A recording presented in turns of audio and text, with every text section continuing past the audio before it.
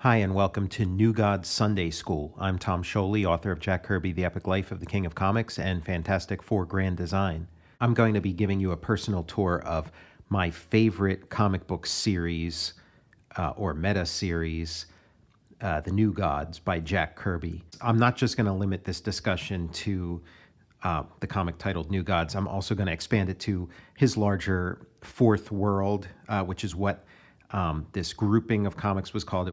New Gods, Forever People, Mr. Miracle, and then also intermittently Jimmy Olsen. And they formed this large overarching narrative. Now, Kirby's initial plan was that the whole line of books, New Gods, Forever People, and Mr. Miracle, not Jimmy Olsen, as a group, they'd be called the New Gods. The comic that we call New Gods was going to be titled Orion. So it would be Orion of the New Gods, Forever People of the New Gods. But at some point, the decision was made to just call the Orion series New Gods. So here we are. What I have here on the left is the Baxter reprint from the 80s, which has these nice wraparound covers that Jack did specifically for this series. And this was, in the 80s after New Gods had been canceled, they, wanted to get them back into print. Baxter printed on a better quality paper with more saturated colors. On the right is the original printing of New Gods #1. This to me is a beautiful book, just the whole package. Obviously mine's sort of falling apart. It's a very old comic at this point from 1971, I believe. But I mean, just that cover kind of looks like nothing else on the shelves.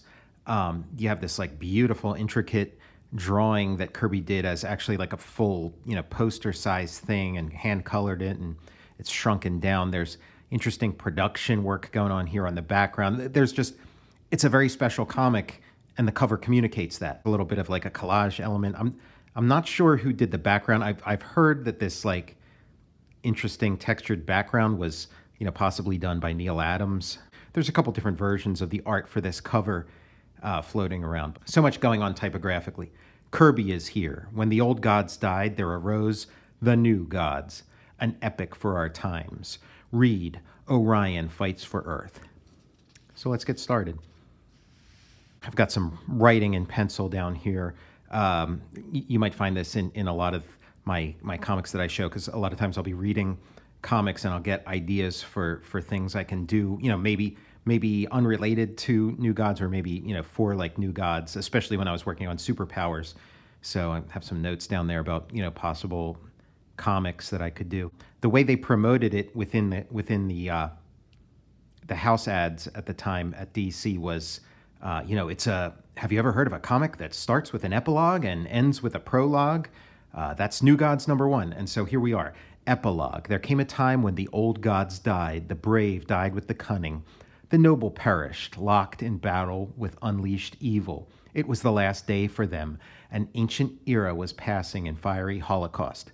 Kirby's initial idea for the New Gods would be sort of a continuation of Norse mythology. So this would be, the story of Ragnarok. And you can see some of the elements in the background. You see a guy who looks like he's got a helmet similar to Thor and holding a hammer.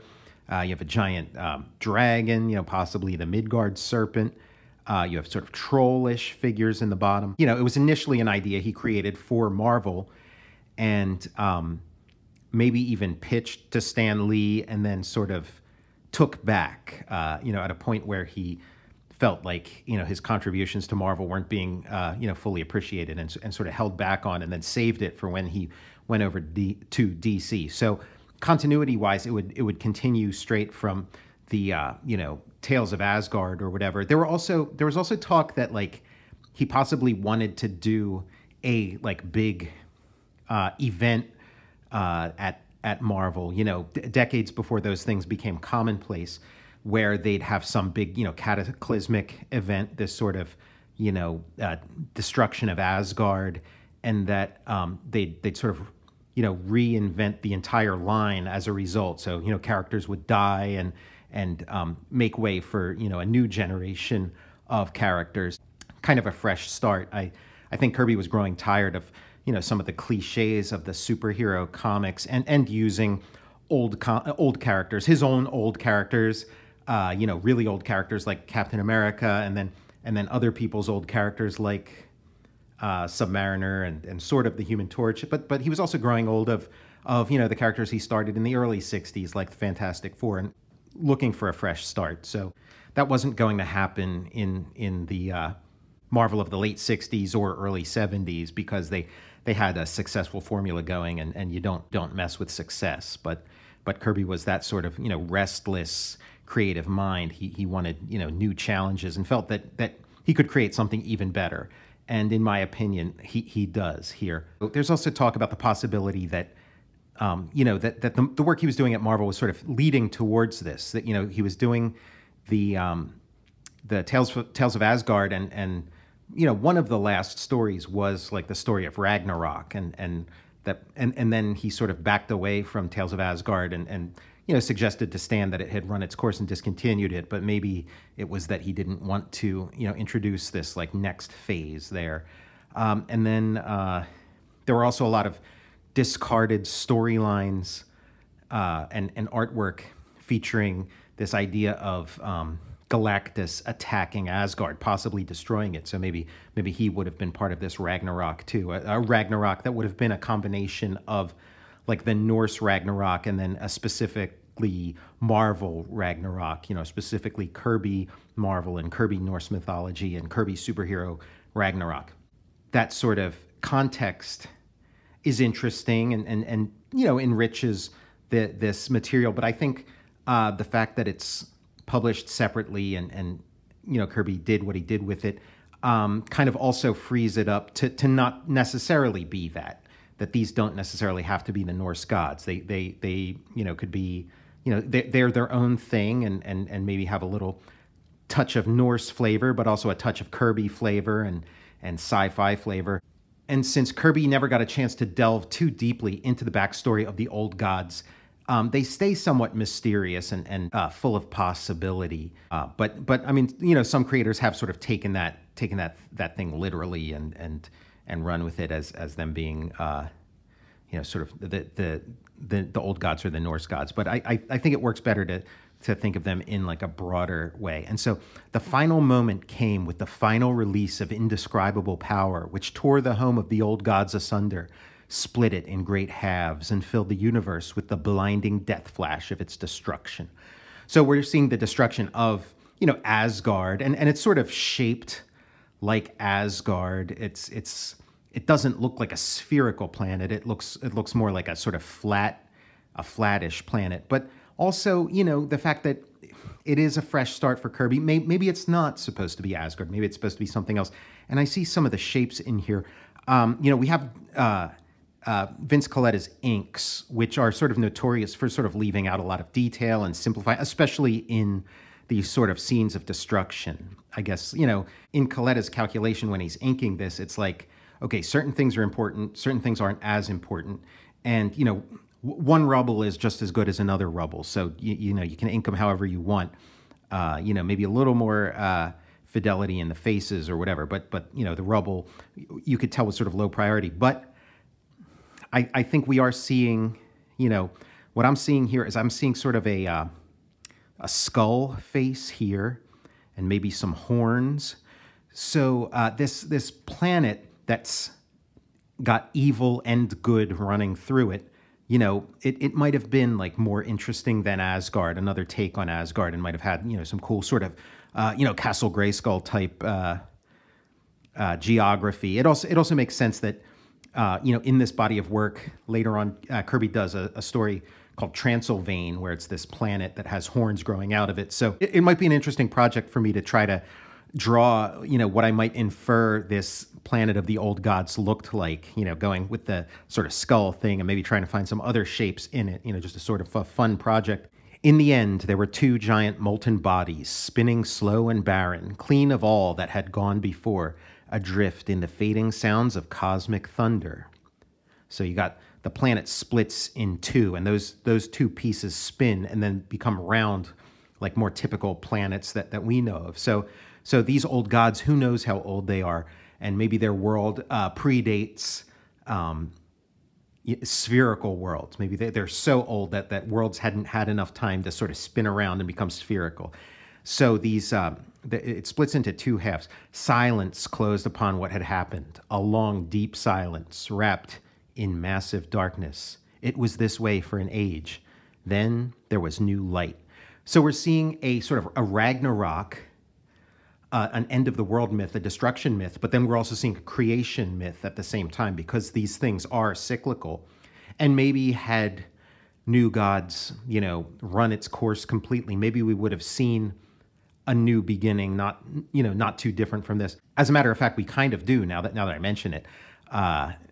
So that'll be fun to explore as we get to those issues. I'm not sure if Kirby expresses it in this issue, but he expresses it later that sort of all the evil got sucked into one planet and all the good got sucked into the other, and those two planets became New Genesis and Apocalypse.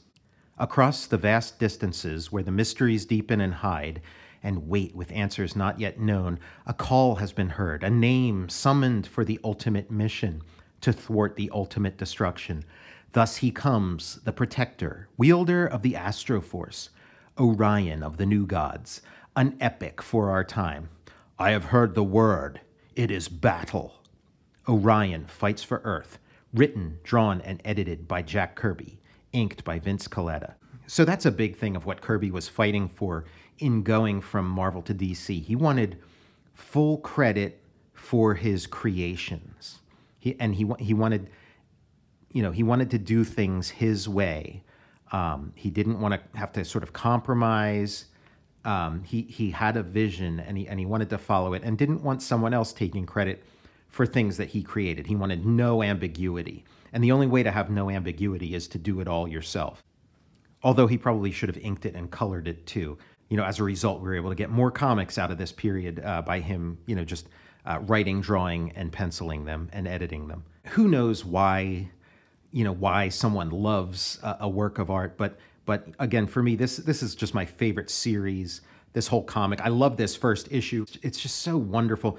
And when I think about, what it is about this comic that appeals to me is just that it's just sort of this beautiful combination and distillation of everything I love. It's a combination of superheroes, science fiction, fantasy, Tolkien-esque, Lord of the Rings, Dungeons and Dragons kind of fantasy with Star Wars and He-Man and the Masters of the Universe and Conan. It's just like all of these things, just kind of fused together in this like very potent, this like just really powerful combination. Just sort of like, to me, it's like what I'd been, when I discovered these, I was kind of like, yeah, this is what I've been looking for my whole life. And of course, it is funny to say that it's like Star Wars or like Masters of the Universe, because those are things that came after this and things that were very likely influenced by this. But it's just, we all come at things, our own personal way. And I mean, I wasn't born when this comic was coming out. So I knew about Star Wars and knew about Masters of the Universe long before I knew about this. The first inkling I got of any of this was when Darkseid started showing up on the Superpowers Saturday morning show, and kind of blew my mind, and learning about the planet Apocalypse. And then when I got older and went into college and started learning that, oh wait, there's more to the story than I thought. There's Apocalypse, but then there's also a good guy planet, called New Genesis, and there's a hero, there's a hero equivalent to Darkseid. I was very excited when I first learned about this series, and it just gave me everything I was looking for. So I am toyed with by flashing light trails guiding me home. There is only one master of this familiar phenomenon. Welcome back, Orion. New Genesis has been a dull place without you. Lead on, light ray. No more glorious sight has ever greeted any eyes than that of New Genesis, home of the New Gods, a golden island of gleaming spires that orbits a sunlit, unspoiled world of green forests, white mountains, and bright waters. The true place of peace, it sings a haunting song, even to the warrior heart. Make haste, Orion. He's flying home through this, glorious, multicolored space, very comic booky. Obviously, I mean, there's Coletta-isms mixed in with the Kirby-isms. In later issues, you'll start to see sort of pure Kirby space. But even this, like, Coletta-fied Kirby space is just so much fun. The rough and, you know, the combination of Kirby and Coletta is, I do like it. I do like it. Again, the thing I miss is, you know, the bits and pieces that are sort of edited out, you know, by the inker. But it is really fun to look at. But I mean, look at this. So you know, as a kid growing up with Star Wars and He-Man and stuff, you see this thing. It's being told very seriously. It's not a joke. It's not a goof. And then you have this like beautiful city that looks kind of like Bespin, you know, Cloud City. And then also, I mean, I grew up with the Marvel, the Jack Kirby Thor comics too. You know, those I had access to those too. So you got the Asgard combined with Cloud City with this like sort of Technicolor approach, and just the mythology of it, that like the planet itself is unspoiled and green and lush and doesn't have any like mark of civilization, and the people live in this floating city and possibly other floating cities. Again, Kirby didn't, you know, if he had gotten to do 100 issues of this, who knows what we would have seen. But we have 11 issues of this, and then 11 issues of the Forever People, and then 18 or 19 issues of Mr. Miracle, and then you know, a couple of sort of later works that he did to sort of tie things up 12 or 13 years later. It's just beautiful to look at, but the story's really cool too. You're just seeing this new universe unfold, you know, one panel at a time, one page at a time. See there, Orion is back. It is rumored that he's been summoned by Highfather himself. There is trouble abroad, you can be sure of that. Orion treads only where danger threatens. There are no ominous signs to be seen in New Genesis. It still glows with eternal splendor. You must stay this time, Orion. Forget the sound of battle. Learn to laugh again. So we have these two sort of, you know, best friends established, that, you know, Orion's been off on some dangerous mission for a really long time, and this reunion of friends, and we're already seeing, you know, the way they contrast with each other, Orion's seriousness and Light Ray's lightheartedness. And man, look at all this stuff. I mean, it's just so much fun, you know, for somebody who loves sci-fi. You know, someone who loves sci-fi like me, and then somebody who loves sci-fi like Jack Kirby. I mean, Jack Kirby grew up with the sci-fi pulps. That's what he's a fan of. He loves comics, but he didn't grow up with comics the way he grew up with the sci-fi pulps. Those are the things he avidly collected. And if you look at those covers and read those stories and look at the illustrations in there, he's delivering on the promise of those stories, of those covers. He's creating stories that you know, do justice to those like amazing images that he grew up reading about. I fear that my recall is not a laughing matter, Light Ray. Nonsense. To laugh is to feel the beat of life. Live, Orion, live. Of all the Celestials, you are the one most plagued by shadows, and you prattle on like a novice. My destiny is battle. I wield the mighty power of the Astroforce. It is a grim and fearful responsibility. It would not be so in my hands. Perhaps we are different, you and I, and yet good friends. Yes, but I hide nothing from you, whereas inside you there are chambers which no one may enter. That is true. I am two worlds, like New Genesis and that demon's pit apocalypse. One drifting forever in the shadow of the other. Orion, I didn't mean so much. He refers to him as a celestial, and you know, Kirby has a lot of like you know, words he uses to describe, you know, the gods that he uses in this, and Eternals. You'll see the term Eternals thrown around in here. You'll see the term Celestials thrown around. I love Astroforce and what that implies. Of course, it's like, you know, as a Star Wars kid reading this, it's like, Astroforce, you know, may the Astroforce be with you.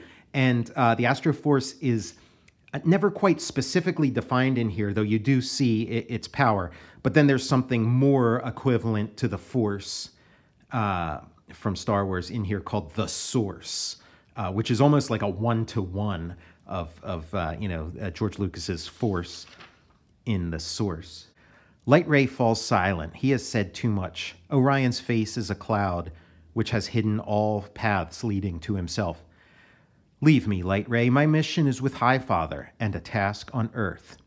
As ever, he can be found where the voices of the young are raised in chorus. An interesting contrast with sort of the Asgardian Norse mythology that Kirby was doing in Thor, because that was like a martial civilization. It was based around war and fighting. And here you see it's a town, it's a city or a world of super beings, superheroes. They have those colorful, elaborate outfits, but it's not a city of war. He's not carrying some kind of axe or mace or something. He's carrying a shepherd's crook. He's listening to the singing of the children. They're not, sort of gathering, some army or marching around or something. The song ends, but the beauty of it must never fade or die, Orion. You summoned me, High Father, and I am here. First, we bow to the young. They are the carriers of life. They must remain free, Orion. Life flowers in freedom. In this cause I live as well. We're establishing the stakes of this story here, that there's sort of, freedom and peace and love. And again, this is early 70s. It was created in the mid to late 60s, sort of, the peace movement, the hippie movement, flower power, peace and love. And so, I mean, it feeds into this sort of, science fiction superhero setting really nicely. You have this sort of, admirable dream and this admirable community on this planet where the old bow to the young and understand their importance. And I'm sure Kirby, as a father, felt this too, as a father whose kids were part of that 60s generation. There is danger then. Life and freedom are threatened on a scale never before attempted. Come, we go to the chamber of the source. This wall is our link with the source. It lived even as the old gods died. That is so. It is eternal. It is the life equation, and its power is a part of your wonder staff. Chamber of the source and the source wall. I'd love to see the pencils. Again, we don't really have access to the pencils. We don't have we have copies of the original pencil drawings of Kirby for a lot of his work, but we don't have it for sort of the early issues of New Gods, Forever People, and Mr. Miracle. And it's a shame. If you look at the artist's editions, you can kind of get little glimpses of it here and there where it didn't quite fully erase. But I'd love to see what this room looks like, if these shapes are anything other than sort of abstractions of sort of like a crystalline chamber. But at the end of it is the source wall, which is sort of like a sort of mystical wall where messages from the source show up, where they're written in hands of flame. It's also a little bit like the monolith in 2001, and when Kirby, draws the 2001 comic, it looks very much like the source wall. All this can be ended, Orion. High Father has not told you all. Metron, you icy mask, have you been summoned too? Why, for a scrap of knowledge, you would sell the universe into slavery. Who runs the universe matters not. What makes it run is my prime objective. So now we're introducing yet another character. It's a whole universe he's introducing in this first issue, and we have Metron. And what a beautiful, introduction. He's very aloof on this sort of cosmic throne, godlike, seemingly a god among gods, and the way he sort of appears in transparency and then solidifies. It's just really great image making, really great storytelling. Kirby gets a lot out of Metron's, seeming omnipotence, seeming omniscience, and then, seeing, his sort of limitations and his failings. We're establishing a conflict with him and Orion. They're sort of allied, but Orion doesn't trust or like him, and that shows up again through this issue, because he would almost be like a, like a teacher figure, like an Obi-Wan Kenobi, or like a Yoda. Or like a magical genie, doing, sort of Deus Ex Machina stuff. And he's doing those sort of things, but at the same time, Orion's sort of fighting with him, and they're disagreeing, and it just has a little extra narrative tension. Silence, the wonder staff which called you is in turn summoned by the source. The wall awaits the written word. What I wouldn't give to possess the knowledge of the source. You know too much already. Be content with your Mobius chair, which rides the dimension winds of time-space. It can defy any barrier but the one which guards the secret of the source. Yeah, we have this like warrior, we have this, Moses-like figure, and then we have, this omnipotent space Buddha who's seeks knowledge and would do anything for knowledge. The moving hand appears. The source gives us the irrevocable counsel, but it does not decide. The right of choice is ours. That is the life equation. The anti-life equation was undiscovered until these days. It means the outside control of all living thought. And so you have that finger, which is, like a reference to the ruby out of Omar Khayyam or the story of Daniel in the Bible. I'm not up on all this stuff, but that's my sense of it. It's a comic, it's words and pictures, and so, you have a character that expresses itself through, handwritten lettering. Orion to apocalypse, then to earth, then to war. And I also like the fact that they have like a prophecy and directions from this, divine source, but also it's like, none of this is written in stone, no pun intended. It's our choice, whether to follow this or not. And that's what, distinguishes them from Darkseid, from their enemy, is that Darkseid believes there should be no choice in the universe, that, everybody should do what he wants them to do or what he tells them to do. And they know that, life is about choice, about freedom. We're getting Kirby's philosophy through here. The universe, slave or free, on Apocalypse, their ruler, Darkseid, has already made that choice. What shall be ours, Orion? First to Apocalypse, then to Earth, then to war. So Orion he's a good soldier. And so, for all of, Highfather's talk about, freedom and getting to choose, things are very clear in Orion's head. He likes having this sort of, these very clear instructions, these very clear orders that he can follow, even if, maybe that's not the best thing for him. That's sort of the path he's on. It's so much great character stuff going on here. Very efficiently, too. Metron says, "How wondrously wise is the source. Who is more ready to fight the Father than the Son? Metron, hold your tongue, you toy with my wrath." Now, Metron is, talking about, very clearly, like, it is a surprise, spoiler alert to anybody who hasn't read this or doesn't know. Big spoiler alert. Please turn it off now. Counting down, 10, 9, 8, 7, 6, 5, 4, 3, 2, 1. Kirby right here, like Alfred Hitchcock or something, is spelling out, a big secret reveal that comes later in the series, well into the series. But he has it right here because it's early enough in the series that a reader wouldn't really know what to make of this information. So he's saying, who is more ready to fight the Father than the Son? Now, I feel like it's pretty famously established at this point to most comics fans that Darkseid is Orion's father, like, Darth Vader is Luke Skywalker's father. Hope I didn't spoil anything there for you. It's kind of nice because it doesn't spell that out, because at this point, you don't even know who Darkseid is. And, who's more ready to fight the Father than the Son? He's going to Apocalypse.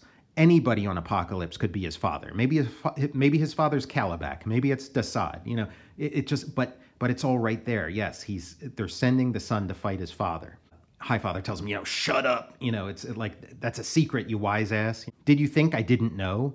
Orion the mighty, Orion the fierce. Could this be one born of New Genesis? No, Apocalypse. But it is not time for him to know. You shall keep the secret. Meanwhile, Orion leaves on a journey which is to lead him to a strange destiny. Ahead lies Apocalypse in the shadow of New Genesis. There'll be no cheery greeting there.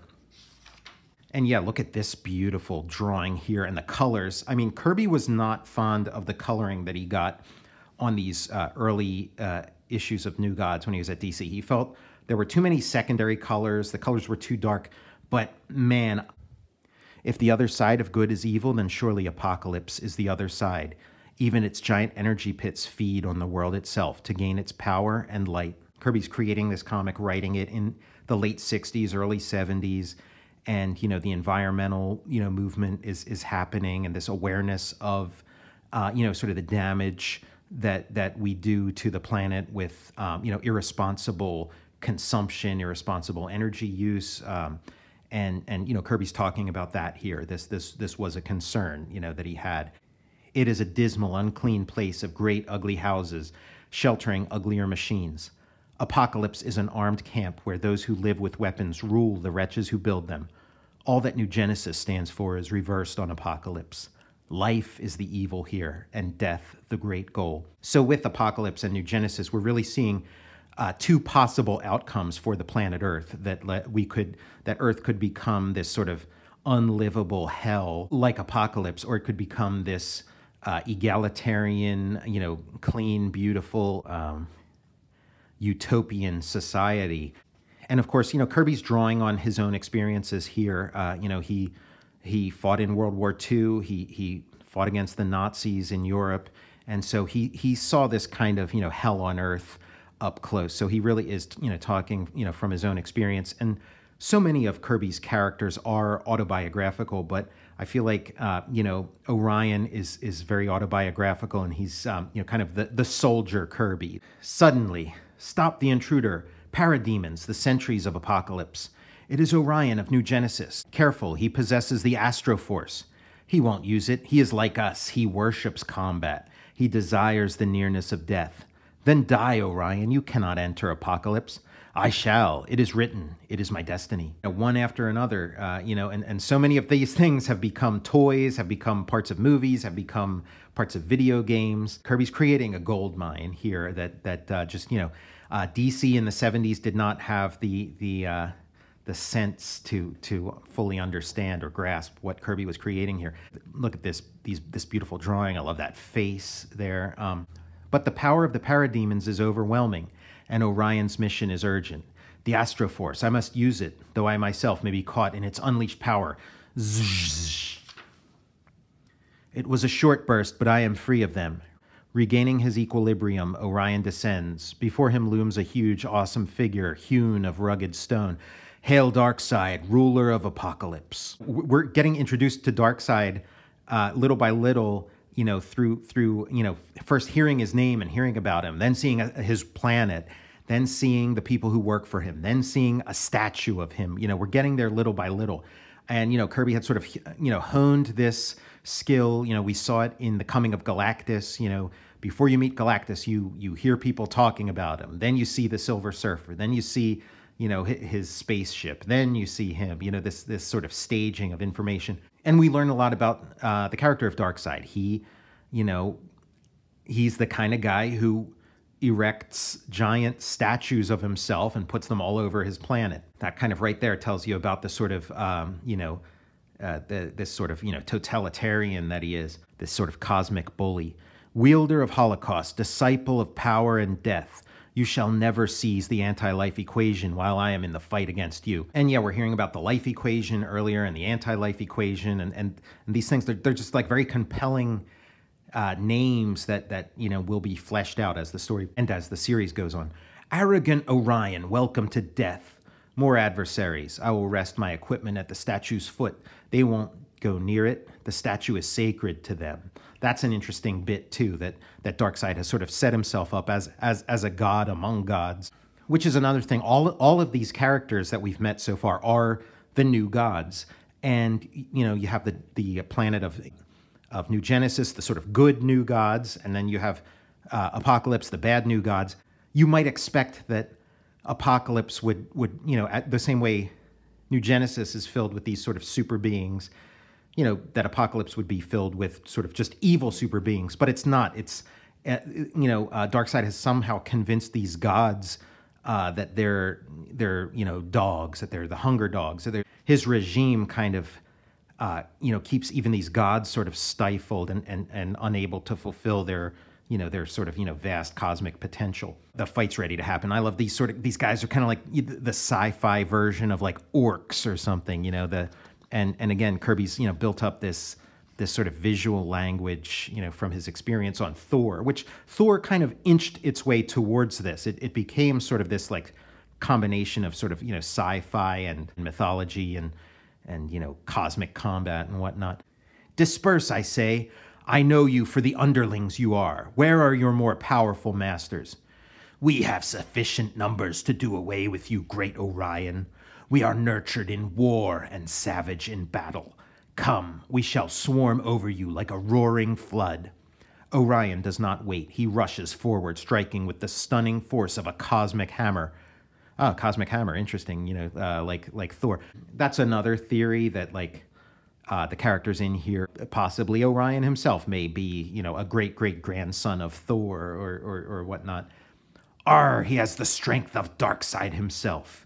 We cannot hold him. He eludes our weapons. He's breaking through our lines. In a nearby watchtower, an alarm is spread. Alert! Alert! Orion is on Apocalypse. Mobilize and attack. So this is what you read comic books. This is what you read superhero comic books for. This is what you're looking for as a Kirby fan. Just this great combat. This guy like running through like and of course Kirby loved football, and he's kind of this like linebacker, smashing his way through these guys. And then look at this. All this great like again like Tolkien-esque kind of stuff. I want to find out the origin of sort of kind of these like kind of sci-fi soldiers riding on the backs of dogs, because Kirby does it in like one of his first stories, early on. Some of his Solar Legion comics have this like dog cavalry. It's such a cool idea, and I need to find out where exactly it came from. I'm assuming he did not invent it out of whole cloth. I'm assuming it's something that came from sci-fi pulps, or maybe came from mythology or something. But I need to know. I need to find out. And I'm on the trail of this information. The response is swift and deadly. There's our quarry, shoot to kill. Even one like Orion cannot shake off a radion blast. Darkseid's dog cavalry. It is suicidal to run from them. My one chance to live is to attack. Orion does the unexpected, hurling himself at the feet of the dogs. He brings them crashing earthward. The hounds of Hades are swift to regain their feet. I have only seconds to stop them. He's in hell. He's in this sort of, sci-fi cosmic mythological hell. And so we have sort of these like, these hounds of hell, these sort of, Cerberus kind of, creatures that he's fighting. Marshalling his colossal strength, Orion loosens a nearby stone pillar. They flee now to make the most of time before the next attack. Kirby, again and again references, the story of Samson and Delilah. So here it is yet another time, smashing this pillar and bringing it down on his enemies. Darkseid himself dwells this way, but the great halls are empty, devoid of Darkseid's elite warriors. This is great, like that stance, that's a Kirby stance. Like this guy's really running. We could imagine another way this comic could have went. And he's, running through the halls of Darkseid's castle, this sort of, inner sanctum. And he expected to have to go up against Darkseid's elite warriors. He expected to go up against the best of the best. The place is empty. So again, more sort of, narrative tension. Empty, they're all gone. Is this what I came for? Has the source written for me a fool's destiny? Apocalypse is abandoned by its rulers. This is a mass director unit. It has been activated to transmit Darkseid's orders. This is what now rules all Apocalypse. Wrong, Orion. The director keeps order here, but it is I who guard Apocalypse. Kirby's thing of like every page ends with a cliffhanger, and this is great. Some scary voice off panel. You might almost assume that the voice off panel that is whatever this statue is modeled after, this mass director unit, whatever the statue of it is modeled after, that might be who's talking off camera, so we might get to see his face. It isn't, but again, it's just, nice little moment.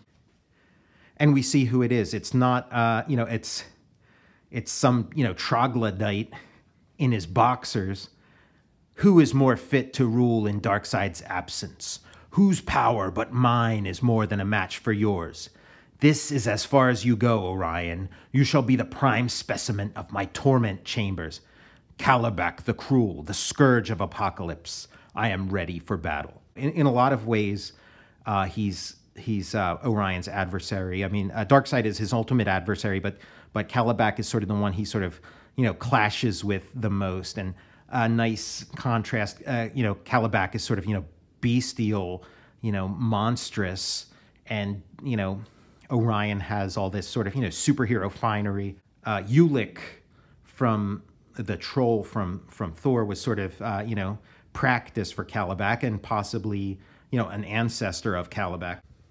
maybe his great-great-grandfather. And when Vinny inks him, he kind of inks him as if he's Calabac, which sometimes in the pencils, or when Mike Royer inks him, you see the differences between Calabac and Ulick. But I mean, Vinny had been inking Thor, so I'm sure he carries some of the, shorthand over to here. But as Calabac begins his charge, he runs headlong into a crackling energy barrier. What? This barrier of unknown force, I cannot penetrate it. Treacherous Orion, you have a hidden ally. In truth, he has, Calabac. Metron, is there nothing that is barred to your devilish Mobius chair? Walls and distance mean little to me. I can be anywhere, everywhere when I wish it. Right now, I wish to be at your side to help you in your destined course. I need no help from such as yourself, Metron. Yes, you do, as long as you fight before you think. To fight Calabac, one needs but power. You'll need more than that to fight Darkseid. You know what is at stake. I know my task. I will do it well. Highfather knows I will perish before I fail. And you will fail. Darkseid is already on Earth, even now paving the way for its complete subjugation. And you fret over Calabac? I feel, I anger, I fight. And you are like your cold machines. I serve life in my own way. What there is to know, I wish to know. My knowledge is my power. Time and space is my domain. When the old gods died, their bridge to Earth was destroyed. It was I who found the way to create what our young ones call the boom tube. So if you're following the sort of Asgard idea for the backstory, that bridge to Earth was the Rainbow Bridge. So somehow in the Ragnarok, the Rainbow Bridge was destroyed, and he's created sort of a new version of the Rainbow Bridge called the Boom Tube, a new sort of sci-fi version of it. The way Kirby draws the Boom Tube, it's segmented, and when I draw the Boom Tube, I don't think I ever got to draw it like in the pages of Superpowers, but I did, in sort of, preparatory work and stuff. But I drew it. I made those segments into, like multicolored sort of rainbow. So for me, the Boom Tube is sort of a tubular rainbow bridge. It's this, this like rainbow tube. Again, that's my own sort of reading of what's going on here. It is no secret to Darkseid. He and his power elite are now on Earth, creating a tube network beneath its great cities. Soon they will be able to reach any spot on that globe. So this tube network, I mean, I take that to mean it's a network of boom tubes that he's established under the Earth. So Darkseid can pop up anywhere on Earth and cause trouble.